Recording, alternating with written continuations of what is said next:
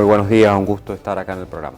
Bien, vamos a hacer un balance, un recorrido por este 2025, ya se termina, y el Gobierno Nacional de alguna manera ha celebrado diferentes logros. En términos generales, ¿cómo explicarías este 2025 en materia económica? Bueno, creo que ha sido un año muy desafiante en materia económica. El gobierno tenía que mostrar que su programa era un programa viable, sobre todo en materia inflacionaria. Tenía por delante también el estrés que implica, por supuesto, las elecciones. Siempre los procesos electorales traen aparejado precisamente incertidumbre en la evolución macroeconómica, y en general en la Argentina esa incertidumbre se traduce en la demanda de dólares. Lo hemos visto durante los meses de septiembre, gran parte por supuesto del mes de octubre, cómo la demanda de dólares ha ido creciendo, precisamente por lo que implica el proceso electoral. Entonces yo te diría inflación, proceso electoral, lo que tiene que ver con tratar de dinamizar la actividad económica, que sea una actividad económica cuya dinámica sea más homogénea, no tanto focalizada, por ejemplo, en el sector del campo, en la minería, en el petróleo, sino que sea, digamos, un poco más homogénea. Y otro desafío que tiene el gobierno es precisamente, o ha tenido durante este año 2025, era precisamente lograr cierta estabilidad en el tipo de cambio, en el dólar, que recordarás por allá por el mes de abril, digamos, empezó a salirse de ese denominado sistema de crawling peg, sí, es decir, de mini devaluaciones, para pasar a un sistema de bandas cambiarias, donde el tipo de cambio ajustaba, o mejor dicho, las bandas ajustaban 1% mensual, tanto el techo como el piso de la banda, y por supuesto eso trajo cierta incertidumbre al comienzo en el mercado, y luego hacia prácticamente comienzos del mes de diciembre, el anuncio de que ahora las bandas cambiarias, ya a partir de enero ya del año próximo, van a tener un ajuste, pero por la tasa de inflación. Sobre todo, claro, la parte del techo se va a ajustar por la tasa de inflación. Así que yo te diría que esos han sido los puntos fundamentales del programa económico. Y si uno dice, bueno, estamos terminando el año, ¿cómo termina la economía?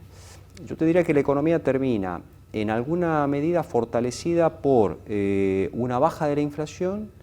Podemos debatir si está bien o mal medida, pero en general, como decimos, coinciden con las mediciones privadas, con lo cual entonces eso genera cierta confianza en las mediciones del INDEC. Faltan las cuestiones de, como siempre decimos, técnicamente los ponderadores, es decir, los servicios versus los bienes. Sí. Eso es lo que hay que revisar.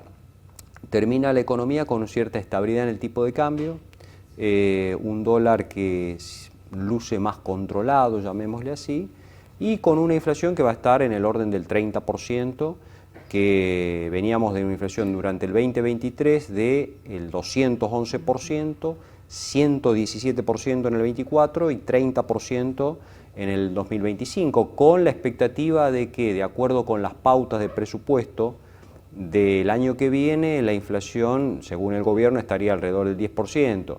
El mercado dice es muy ambicioso, probablemente la inflación esté más cerca del 20% el año próximo. Con lo cual las expectativas y las perspectivas yo te diría que son bastante alentadoras, ¿no? Bien mencionaba ese más de 200% del 23. Exacto. Y ya pasaron 2 años. ¿Fueron correctas las medidas o el camino que eligió el gobierno nacional en estos 2 años, teniendo en cuenta que se venía de esa crisis y de esa inestabilidad absoluta que había en el 23? Bueno, yo creo que el gobierno nunca puso un programa económico más abarcativo, más integral, que abarque a los sectores productivos, que tenga, digamos, como principal factor la reactivación del crédito. Es decir, todavía yo creo que es un programa como que están faltándole ciertas fases o facetas para tener o lograr una reactivación de la economía más, como te digo, más homogénea. Todavía hay cierta como te digo, digamos, si bien la inflación ha disminuido, todavía el poder adquisitivo está muy corto. El empleo precisamente también está muy amesetado. Probablemente con la ley laboral haya, digamos, alguna dinámica mejor en todo lo que tiene que ver con la creación de fuentes de trabajo, pero eso es lo que no se ha logrado. Entonces el programa ha estado tratando de focalizarse en el plano fiscal, disminuyendo precisamente el déficit fiscal, que yo creo que es importante, un programa monetario, por supuesto, astringente, o sea, tratando de no emitir moneda para controlar la tasa de inflación, pero le faltan, digamos, desde mi punto de vista, otro tipo, digamos, de mirada, y por eso me parece que por ahora es un programa que en algunos puntos luce exitoso, pero en otros puntos tiene algunas falencias, ¿no? Bien, la semana pasada se sancionó ley de presupuesto. Sí. ¿Qué implicancias tiene esto para lo que viene? Le quedan 2 años a este gobierno y el hecho de que sea un gobierno que tiene ley de presupuesto, ¿qué tipo de impacto puede tener en materia económica? Bueno, yo creo que primero es muy importante tener el presupuesto. Esto es como en la empresa, sí, en la casa de uno, dice, bueno, cuánto es lo que va a ingresar, cuánto es lo que se va a gastar, y el gobierno prácticamente, bueno, los 2 primeros años de su gestión no tuvo un presupuesto.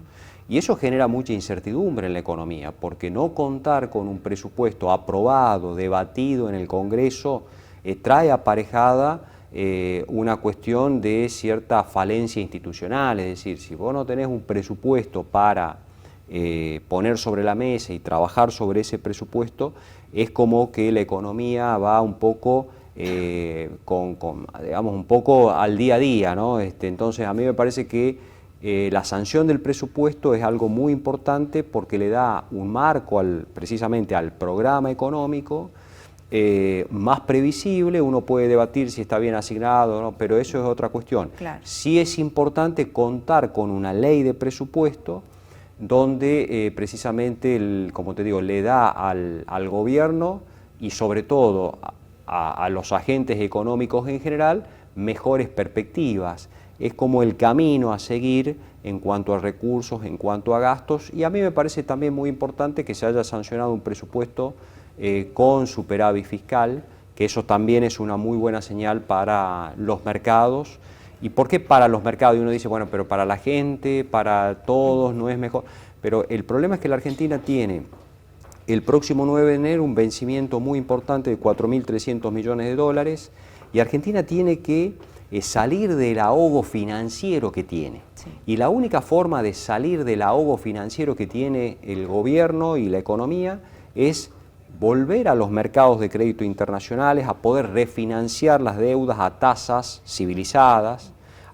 Por eso el riesgo país es muy importante que baje, y entonces a mí me parece que esto de tener un presupuesto, tratar de tener superávit en las cuentas públicas, le da a la macroeconomía argentina cierta solvencia que le permite trabajar en otros aspectos, ¿no?